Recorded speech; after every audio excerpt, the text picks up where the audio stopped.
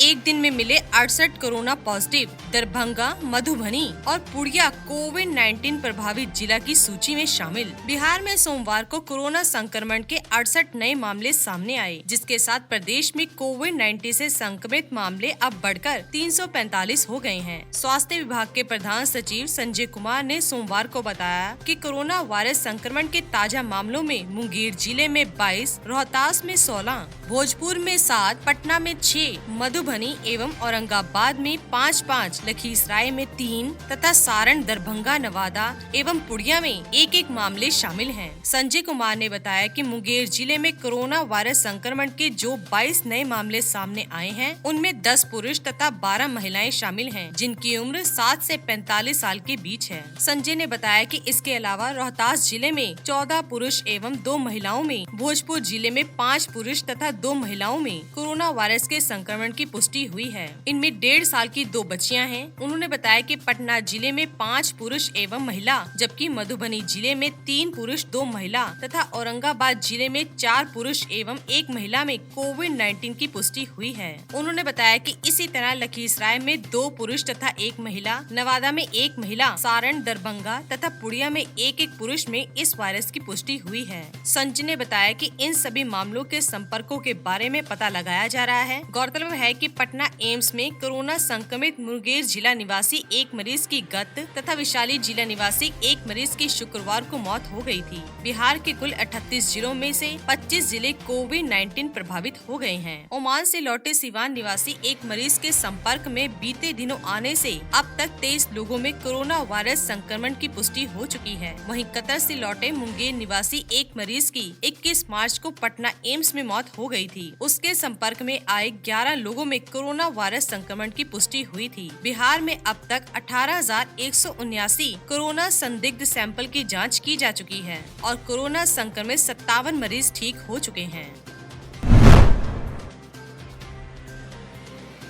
CM योगी का निर्देश, सभी सरकारी शिक्षक बने कोरोना वॉरियर, हर जिले में तैनात होंगे ट्रेनर। कोरोना वायरस का प्रकोप देश में बढ़ता जा रहा है, वहीं तमाम राज्यों की सरकारें भी इस वायरस के खात्मे के लिए भी जान से जुटी हुई हैं। ऐसे में उत्तर प्रदेश के मुख्यमंत्री योगी आदित्यनाथ ने अब प्रदेश के डिग्री कॉलेजों से लेकर बेसिक टीचरों तक सभी को कोरोना वॉरियर बनाने का निर्णय लिया है। इसके लिए सीएम ने निर्देश दिया है कि सभी को ट्रेनिंग दी जाए। अपर मुख्य सचिव गृह एवं सूचना अवनीश अवस्थी ने बताया कि शिक्षकों को पैरामेडिकल स्टाफ और अपर मुख्य चिकित्सा अधिकारी स्तर के लोग ट्रेनिंग देंगे। उन्होंने कहा कि इसके लिए हर जिले में मास्टर ट्रेनर्स की तैनाती की जाएगी। इस दौरान एक ऐप भी तैयार किया जाएगा, जिससे इन्हें नियमों का पालन करने में आसानी होगी। अवस्थी ने बताया कि सीएम ने कोरोना वायरस आपदा से निपटने के लिए गठित टीम 11 के साथ दैनिक बैठक करते हुए प्रदेश में आपदा की अघंतन स्थिति की समीक्षा की। उन्होंने स्वास्थ्य सुविधाओं की बढ़ोतरी को आवश्यक बताते हुए जन सुविधाओं का समुचित ध्यान रखने के लिए निर्देश किया है। उन्होंने बताया कि सीएम ने आज आगरा, लखनऊ, कानपुर, गौतम बुद्ध नगर, मेरठ, वाराणसी और गाजियाबाद में लॉकडाउन की समीक्षा की और नोडल अफसरों से विस्तृत जानकारी ली। इस दौरान उन्होंने कहा कि मेडिकल इन्फेक्शन बढ़ने न दिया जाए, हॉटस्पॉट में होम डिलीवरी की सुरक्षा मजबूत रहे। सीएम ने कहा कि हमारे प्रदेश में दूसरे प्रदेशों की तुलना में मृत्यु दर और कोरोना वृद्धि दर कम है, जबकि आबादी हमारे यहाँ सबसे ज्यादा है। यूपी में पेरेंट्स को राहत, प्राइवेट स्कूलों में फीस न बढ़ाने का आदेश जारी। प्रदेश के स्कूल इस शैक्षिक सत्र में फीस नहीं बढ़ा सकेंगे। जिन स्कूलों ने फीस बढ़ा दी है, उन्हें अपना आदेश वापस देना पड़ेगा। ये आदेश यूपी बोर्ड, ICSE, CBSE व अन्य बोर्ड के स्कूलों पर लागू होगा। उप मुख्यमंत्री डॉक्टर दिनेश शर्मा ने यह जानकारी दी है। डॉक्टर दिनेश शर्मा ने बताया कि कोरोना वायरस के कारण उपजी कठिन परिस्थितियों के कारण राज्य सरकार ने अभिभावकों को राहत देने का निर्णय लिया है। लॉकडाउन के कारण कुछ छात्र छात्राओं के अभिभावकों के रोजगार भी प्रभावित हुए हैं और ऐसे छात्रों के अभिभावकों को शुल्क जमा किए जाने में कठिनाइयों का सामना करना पड़ रहा है। इस संबंध में माध्यमिक शिक्षा विभाग की प्रमुख सचिव आराधना शुक्ला ने आदेश जारी कर दिया है। इस आदेश के तहत बेसिक शिक्षा परिषद, केंद्रीय माध्यमिक शिक्षा परिषद, भारतीय माध्यमिक शिक्षा परिषद, इंटरनेशनल बैकलॉरेट और international general certificate of secondary education के स्कूल 2020 से 2021 2021 के सत्र में फीस नहीं बढ़ाएंगे। स्कूलों को 2019 से 2020 में नए प्रवेश व हर कक्षा के लिए निर्धारित शुल्क संरचना के अनुसार ही फीस लेनी होगी। यदि किसी स्कूल ने इस सत्र में फीस बढ़ाई है और बढ़ी हुई दरों से शुल्क लिया जाता है तो बढ़े हुए अतिरिक्त शुल्क को अगले महीनों में समायोजित किया जाएगा। विभाग इससे पहले मासिक आधार पर शुल्क लेने का निर्णय भी जारी कर चुका है। जो लोग त्रैमासिक शुल्क नहीं दे सकते हैं उन पर दबाव न डाला जाए। यदि स्कूल इस आदेश को न माने तो प्रदेश स्वति पोषक स्वतंत्र विद्यालय अधिनियम 2018 के तहत गठित जिला शुल्क नियामक समिति के समक्ष शिकायत की जा सकती है।